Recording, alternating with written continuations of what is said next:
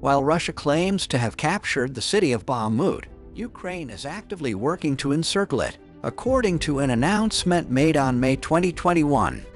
Ukraine's objective is to surround the city, despite Russia's assertion of its control over it. An aerial view shows destruction in the frontline town of Bakhmut, May 21, 2023. Via 93rd Kolodny Yar Separate Mechanized Brigade of the Ukrainian Armed Forces. On May 2021, Ukraine announced that its military forces were continuing to make progress in the outskirts of Bakhmut, with the objective of encircling the devastated city in the eastern region. This comes in response to Moscow's congratulatory message to the Wagner private army and Russian troops for their supposed capture of the city. On Saturday, Russia declared that it had successfully taken full control of Bakhmut, potentially signifying the conclusion of the longest and most violent battle in the 15-month-long war. Russian President Vladimir Putin commended both his regular troops and the Wagner Group for their actions in the conflict. However, it is important to note that this information is based on Russia's claim and has not been independently confirmed. Contrarily, on Sunday, a senior Ukrainian general stated that Ukrainian forces maintained control over a portion of Bakhmut, albeit acknowledging that it was a relatively small and insignificant area. This control would potentially enable them to enter the city when circumstances permit a change in the situation. In a telegram post, General Oleksandr Syrsky conveyed that Kiev's military forces were making progress by advancing towards Russian forces in the suburbs of Bakhmut. He further stated that they were approaching a tactical encirclement of the city, which was previously inhabited by 70,000 people. On Sunday, General Oleksandr Syrsky, the commander of Ukraine's ground forces, confirmed that he had personally visited the front-line positions near Bakhmut, where intense fighting has persisted for over 9 months. General Syrsky's statement regarding the ongoing advancement of Ukrainian forces on the outskirts of the city was supported by Ukraine's Deputy Defense Minister Hanna Maliar. This indicates a coordinated affirmation of the continued progress made by Ukrainian troops in the area. According to Deputy Defense Minister Hanna Maliar, Ukrainian troops were actively engaged in defending industrial and infrastructure facilities in the area. Additionally, she mentioned that Ukrainian forces had successfully gained control over a portion of the elevated positions that overlooked the region.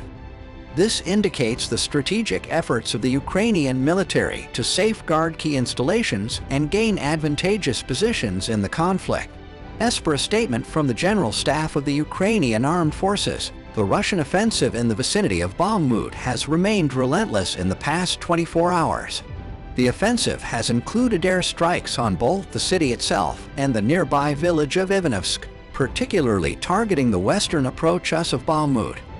This update highlights the continued intensity of the conflict in the region, with ongoing hostilities and aerial attacks taking place. Later on Sunday, Yevgeny Prigozhin, the leader of the Wagner Group, conveyed through an audio message on Telegram that his group's mission had been completed. He further stated that his forces would withdraw from the conflict zone within a matter of days. This announcement suggests that the Wagner Group, allegedly involved in the fighting, is preparing to depart from the area. According to Yevgeny Prigozhin, he refuted the notion that the Wagner Group had captured any additional territory on that day. He emphasized that they had fulfilled their promise of capturing all the designated territory, down to the last centimeter. Prigozhin further explained that, as previously announced, the Wagner Group would be transferring control of their positions to the Russian Defense Ministry and would be withdrawing from the conflict zone on the 25th of May. Military analysts have deemed Bakhmut to have little strategic significance. However, Moscow has expressed that capturing the city would serve as a crucial step towards advancing further into the industrial region of Donbass, which Russia claims to have annexed from Ukraine. This highlights Moscow's perspective on the potential importance of Bakhmut as a gateway to expanding its control within the disputed Donbass region. Zelensky, the Ukrainian president, drew a comparison between Bakhmut and a ruined Hiroshima. By making this comparison, he likely sought to emphasize the extent of devastation and destruction in Bakhmut, highlighting the severe impact of the ongoing conflict on the city and its inhabitants.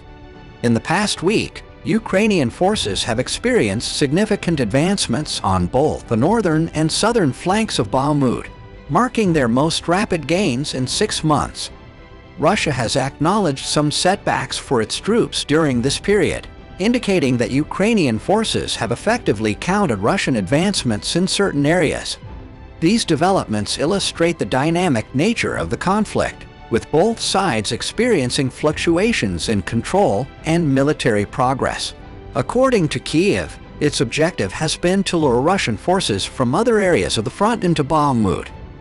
The intention behind this strategy is to inflict significant casualties on Russian troops within the city, thereby weakening Moscow's defensive line in other regions. This approach is part of a larger plan for a major Ukrainian counteroffensive in the near future. By focusing on Bakhmut, Kyiv aims to create a diversion and disrupt Russia's defensive capabilities, paving the way for a broader military operation. U.S. President Joe Biden claiming that Russia suffered over 100,000 casualties in Bakhmut, and Ukrainian President Volodymyr Zelensky comparing the destruction to the atomic bomb attack on Hiroshima is not accurate.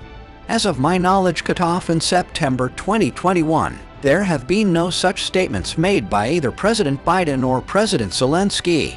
It's important to verify the accuracy of the information before attributing it to specific individuals. If Ukrainian President Volodymyr Zelensky did make a statement comparing the destruction in Bakhmut to the ruined city of Hiroshima, it would indicate his perception of the severe devastation and loss experienced in Bakhmut. The comparison draws attention to the extensive destruction of buildings and loss of life in both situations. In his nightly video address on Sunday, while aboard an aircraft, President Volodymyr Zelensky expressed the following points. The international community is aware of Ukraine's position, which includes defense and security guarantees, the restoration of all territories and people, justice, and the implementation of their peace plan. These statements reflect Zelensky's emphasis on key priorities for Ukraine, addressing security concerns, territorial integrity, justice for affected individuals, and the pursuit of a comprehensive peace plan. If Bakhmut, referred to by Russia as Artyomovsk, were to be captured, it would signify a significant achievement for Moscow, marking its first major victory in the conflict in over 10 months. This development would hold symbolic importance for Russia as it seeks to assert its influence and demonstrate progress in the ongoing conflict. The battle for Bakhmut has revealed a growing divide between the Wagner Group, known for recruiting individuals from Russian prisons, and the regular Russian military. Over the course of 2 weeks, Yevgeny Prigozhin, the leader of Wagner, has been releasing frequent video and audio messages in which he vehemently criticizes Russia's military leadership, often using explicit and profane language. These messages indicate a significant rift and tensions between Wagner and the regular Russian military, highlighting a discord within the overall command structure and strategy of the forces involved in the conflict.